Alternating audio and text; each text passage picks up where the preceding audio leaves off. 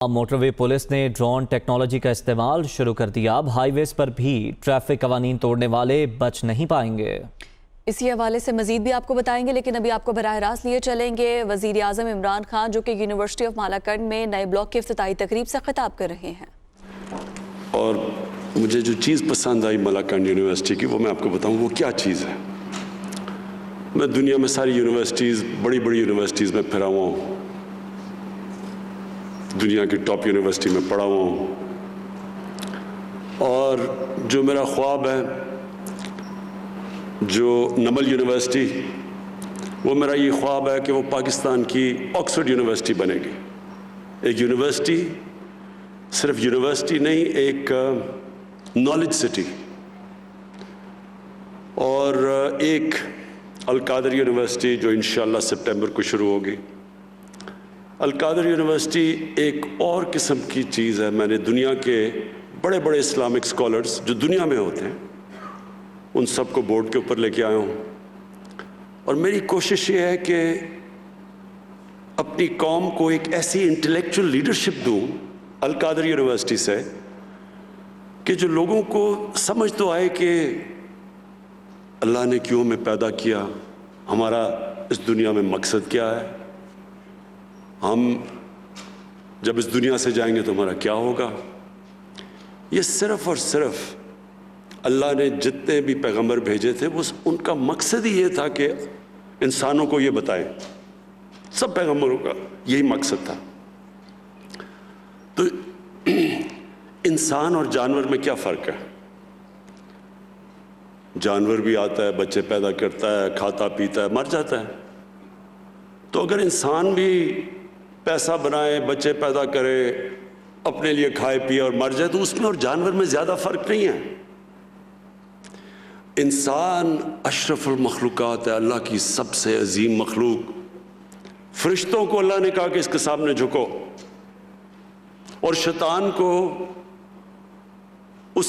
اللہ نے اس کو یعنی جو اس کو کنڈیم کیا، وہ کیا ہی اس لیے کہ اس میں تکبر تھا۔ وہ کہتا میں انسان سے زیادہ سپیریئر ہوں۔ لیکن اللہ نے کہا کہ میں نے انسان میں وہ صلاحیتیں دی ہیں جو تمہیں بھی نہیں پتا اور تمہیں بھی نہیں دی۔ کہنے کا مقصد یہ ہے کہ انسان ایک بہت، اللہ نے اپنی سب سے ہمیں عظیم مخلوق بنایا۔ تو جب تک انسان اپنا دنیا میں مقصد نہیں سمجھتا، یہ دنیا میں آپ دیکھیں افراتفری مچی ہوئی ہے، لالچ ہے، پیسے کے پیچھے بھاگ رہے ہیں کہ جیسے پیسے سے خوشی آ جائے گی۔ ایک نیو یارک ٹائمز سے میں نے پڑھا ایک دفعہ، ایک 50 سال آدمی نیو یارک کے اندر ٹاپ سائیکائٹرسٹ تھا۔ اس نے 50 سال کے بعد اپنی فائنڈنگز دیں، اور اس کے نمبر 1 فائنڈنگ کیا تھی کہ اس نے کہا جو میرے پیشنٹس تھے، ان میں نے ایک چیز دیکھی کہ جتنا جتنا اس کا پیسہ بڑھتا رہا اور اس کی دولت بڑھتی رہی، اتنی اس کی خوشی کم ہوتی گئی۔ انورس ریلیشن شپ تھی پیسے کی اور خوشی کی۔ اب میں کہنا نہیں چاہتا، لیکن ہمارے بھی ہیں، اب دیکھیں کہ وہ اتنے بڑے بڑے یہاں اربوں پتی بیٹھے ہوئے ہیں، آپ یقین کریں میں آپ کو لکھ کے دیتا ہوں کہ ان کو پتہ ہی نہیں کہ ان کے پاس کتنا پیسہ ہے۔ 30 سال میں اس ملک کا پیسہ چوری کیا، ان کو پتہ ہی نہیں ہے کتنا پیسہ ہے۔ لیکن اللہ قرآن میں کہتا ہے کہ میری زمین پہ نکل کے دیکھو، ہر جگہ میرے اشارے ہیں، ہر جگہ میں سبق دیتا ہوں تمہیں، تو ان کو دیکھو کہ لعنت ہے ایسے پیسے کی۔ بچے بھی جھوٹ بول رہے ہیں، وہ بھی جھوٹ بول رہے ہیں، کبھی ہسپتال میں جا رہے ہیں، کبھی جیل میں جا رہے ہیں۔ یہ ہمارے لیے عبرتناک چیز ہے کہ پیسہ خوشی نہیں دیتا۔ خوشی اس کو ملتی ہے جو آپ 5 وقت کی نماز میں اللہ سے ایک چیز ہی مانگتے ہیں کہ اللہ مجھے ان کے راستے پہ لگا جن کو تو نے نعمتیں بخشیں، ان کے نہیں جو اپنی تباہی کے راستے پہ نکل گئے۔ یہ سارا وقت آپ کی زندگی کے اندر یہ 2 راستے آئیں گے، اور یہ ایک خوشی کا راستہ ہے اور ایک آپ کی تباہی کا راستہ ہے۔ ایک وہ راستہ ہے جو آسان راستہ نہیں ہے، مشکل راستہ ہے۔ سارے سب سے زیادہ نعمتیں تو اللہ نے اپنے پیغمبروں کو بخشی، لیکن اللہ کے پیغمبروں کی کسی کی بھی آسان زندگی نہیں تھی، سب کی مشکل زندگیاں تھیں۔ تو یہ جو ہم کئی دفعہ سمجھتے ہیں نا، قرآن میں ایک اور آیت ہے کہ جس چیز کو تم اپنے لیے اچھا سمجھتے ہو وہ برا ہے، اور جس کو برا سمجھتے ہو وہ اچھا ہے۔ مطلب یہ ہے کہ ہم آسان زندگی کو کئی دفعہ اچھا سمجھتے ہیں، وہ انسان کے پوٹینشیل کو تباہ کر دیتا ہے۔ ہم شارٹ کٹس لے لیتے ہیں زندگی میں۔ کوئی آج تک بڑا کام کسی انسان نے نہیں کیا شارٹ کٹ لے کے، کبھی بھی نہیں ہوا۔ اگر اللہ کے حبیب جو انسان کو اللہ نے سب سے زیادہ پیار کیا، اگر ان کو 13 سال سب اتنے مشکل وقت سے اللہ نے گزارا تو برا تو نہیں ہوگا ہمارے لیے۔ اللہ نے ثابت کیا کہ جب وہ دنیا کی تاریخ کے سب سے گریٹسٹ لیڈر بنے تو 13 سال ان کو سب سے مشکل وقت سے گزارا۔ 10 سال کے بعد صرف 40 لوگ مسلمان تھے، اور وہ دنیا کی تاریخ میں ایسا انقلاب نہیں آیا جو انہوں نے 23 سال کے بعد، ان کی نبوت کے 23 سال کے بعد جو وہ انقلاب آیا ہے۔ کبھی اس لیے میں نے القادر یونیورسٹی بنا رہا ہوں کہ ہمیں پتہ اسٹڈی کریں ہمارا انٹلیکٹ کہ وہ کیا چیز تھی، وہ کیا کوالٹیز تھی کہ انہوں نے وہ عرب جو تقسیم ہوئے تھے، جن کی حیثیت کوئی نہیں تھی، 2 سپر پاورز تھیں دونوں طرف، وہ کیا چیز تھی کہ 13 15 16 سالوں کے اندر وہی جن کی حیثیت نہیں تھی، وہ 2 سپر پاورز ان کے سامنے گھٹنے ٹیک گئی اور دنیا کا سب سے عظیم سویلائزیشن کیا۔ صرف یہ نہیں کہ وہ دنیا میں ساری جگہ چلے گئے اور ان کی فوجیں کامیاب ہو گئیں، وہ تو منگولین کی جو چنگیز خان کی فوجیں تھیں وہ بھی سب سے تیزی سے کامیاب ہو گئیں، لیکن 100 سال کے بعد پتہ ہی نہیں کہ منگولین کدھر گئے، منگولین سویلائزیشن کا ہی نہیں پتہ۔ انہوں نے تو وہ سویلائزیشن قائم کیا جو سب سے عظیم سویلائزیشن تھا، اور جس کی وجہ سے اگر یورپ آج اور ویسٹ آگے بڑھا ہے تو وہ سویلائزیشن نے جو نالج کو ڈیولپ کیا اور پھر آگے ان کے سائنٹسٹ مسلمانوں نے آگے چھوڑا۔ تو کہنے کا مقصد یہ ہے کہ ایک یونیورسٹی ہے جو کہ انشاءاللہ نالج سٹی بنے گی، یہ تو گورنمنٹ میں نہیں نا، یہ تو میں نے گورنمنٹ کے باہر بنائی ہے، اور دوسری جو یونیورسٹی ہے وہ انشاءاللہ جو علامہ اقبال نے جو ایک کتاب لکھی تھی کہ the reconstruction of religious thought in Islam, کہ اسلام کے تھاٹ کو ڈیولپ کریں، ہمارے انٹلیکچوئلز آئیں، وہ بتائیں کہ یہ ملک بنا کیوں تھا۔ اگر یہی ملک بننا تھا کہ جی ٹاٹا برلا کی جگہ یا شریف اور زرداریوں نے امیر ہونا تھا تو اس کا مقصد کوئی نہیں تھا۔ علامہ اقبال کا بڑا واضح تھا کہ یہ ملک ایک دنیا کے لیے مثال بنے گا کہ اصل میں اسلام کیا ہے، اور وہ انشاءاللہ ہم یہاں ڈیولپ کریں گے۔ یونیورسٹیز کے اندر بھی میں نے کہا کہ ایک ضرور ہمیں ایک سے شروع کریں گے، ابھی ہم سرگودا یونیورسٹی سے شروع کر رہے ہیں، پی ایچ ڈی کلاسز ہوں، اور پھر باقی یونیورسٹیز کے اندر ضرور ایک کلاس ہو جو ڈیولپ کرے کہ ہمیں انسان بنائیں۔ ٹیکنالوجی اور ٹیکنیکل ایجوکیشن بہت ضروری ہے، لیکن اس کے ساتھ ساتھ ٹیکنالوجی اور ٹیکنیکل ایجوکیشن تو ہمیں آگے لے کے جائے گا۔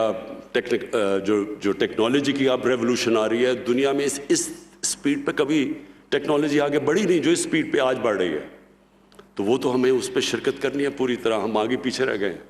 ٹیکنیکل ایجوکیشن کی بہت ضرورت ہے کیونکہ ہمارے اتنے زیادہ بے روزگار نوجوان ہیں، ان کو جب تک ٹیکنیکل ایجوکیشن نہیں ملے گا روزگار نہیں ملے گا۔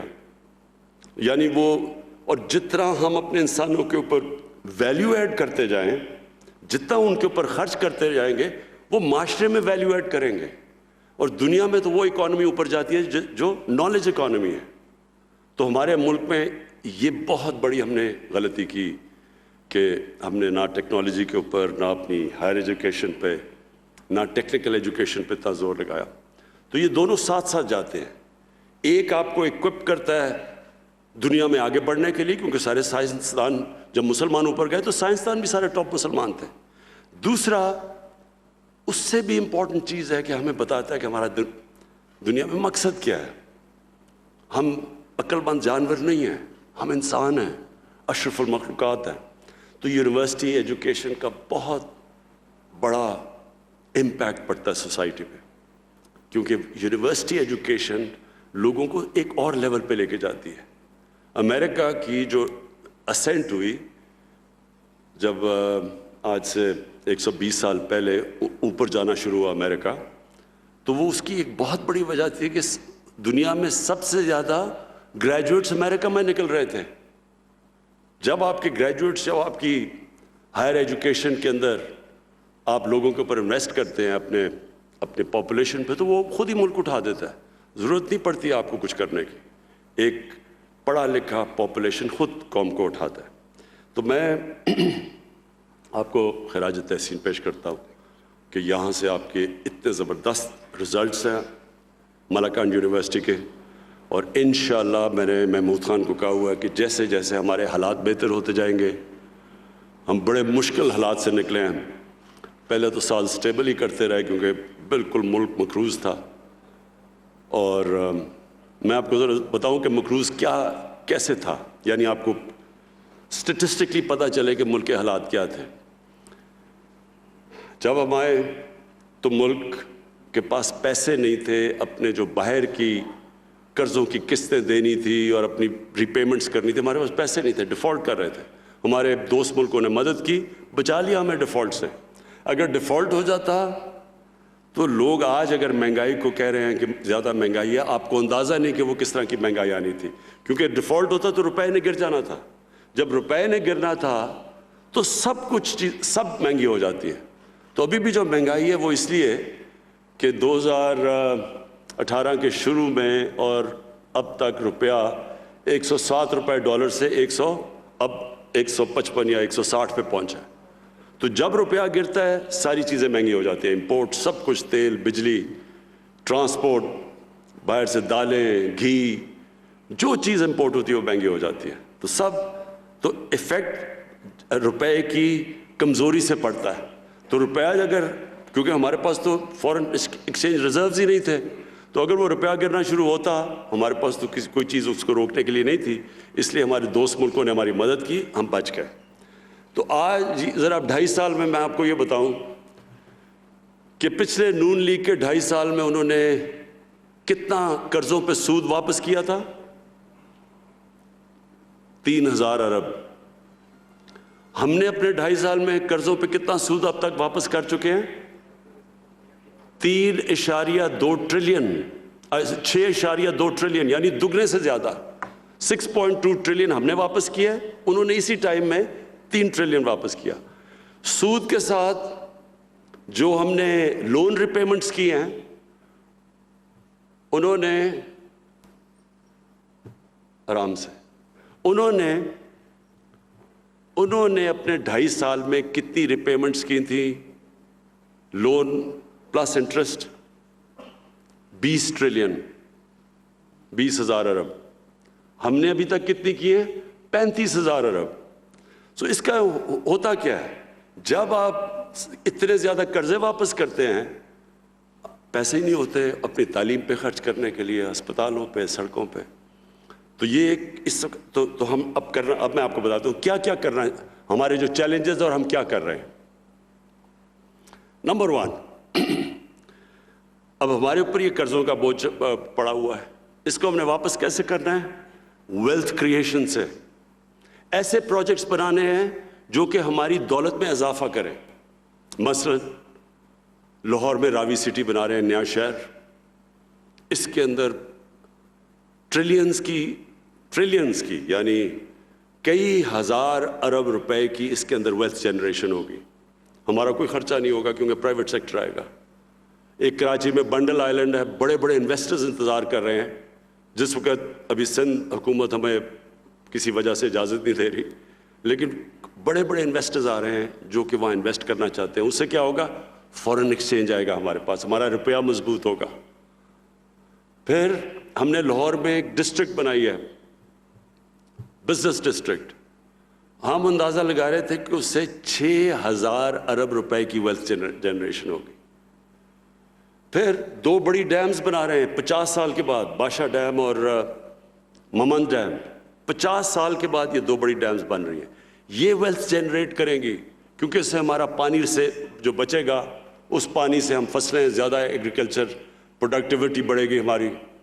सारा जो हमारा चश्मा राइट बैंक कैनाल का यहाँ चीफ मिनिस्टर साहब मुझे कहते रहते हैं, उससे कम से कम कोई 3 लाख एकड़ DI खान के अंदर ज़मीन काश्त हो सकती है।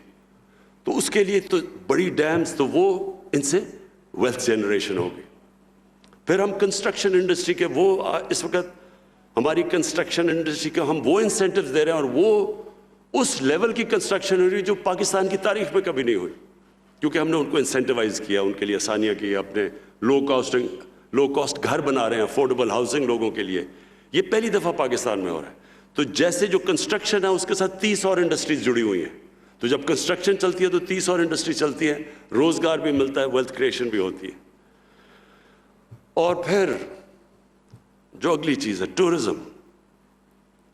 टूरिज्म एक ऐसी चीज़ है जो अकेली टूरिज्म पाकिस्तान को इतना पैसा ला सकती है फॉरेन एक्सचेंज में, जो हमारा ये जो सारे मसले हैं फॉरेन रिजर्व्स के, ये सब ख़त्म हो सकते हैं। और टूरिज्म जो इस वक्त अंदरूनी टूरिज्म है, डोमेस्टिक टूरिज्म है, वो पाकिस्तान में टेक ऑफ कर गई है। अब स्वात में तो खैर आपको पता ही होगा कि कितनी टूरिज्म एक पिछले 2 सालों में आई है। कोरोना के बावजूद कभी पाकिस्तान में इतनी टूरिज्म नहीं आई, और पहले तो सिर्फ गर्मियों में आती थी, अब गर्मियों और सर्दियों में टूरिज्म है। इसलिए ये बड़ा अच्छा आपने यहाँ हॉस्पिटैलिटी की क्लासेस रखी हुई हैं, बहुत इंपॉर्टेंट है आपके लिए, क्योंकि टूरिज्म में इन पहाड़ी इलाकों में, दूर दराज इलाकों में इतना रोज़गार मिलेगा लोगों को। उनको जाना नहीं, लोग जाते हैं बाहर, कोई कराची जाता है, कोई दुबई, कोई सऊदी अरेबिया नौकरियां ढूंढने के लिए। लेकिन जब ये टूरिज्म टेक ऑफ हो गई, ये सारे इलाके के अंदर लोगों को बाहर नहीं जाना पड़ेगा, क्योंकि जो वो पैसा जनरेट करता है। मैं आपको मिसाल देता हूँ, पाकिस्तान तो कोई मेरे ख्याल में 1 या 2-3 मिलियन डॉलर भी नहीं जनरेट करता टूरिज्म से। मलेशिया जिसकी सिर्फ सी टूरिज्म है, 20 अरब डॉलर जनरेट करता है, 20 अरब डॉलर। हमारी एक्सपोर्ट्स 25-26 अरब डॉलर है, तो सिर्फ टूरिज्म से। फिर तुर्की 40 अरब डॉलर जनरेट करता है टूरिज्म से। स्विट्जरलैंड 2 फिगर्स आती है, 60 अरब से 80 अरब डॉलर जनरेट करता है।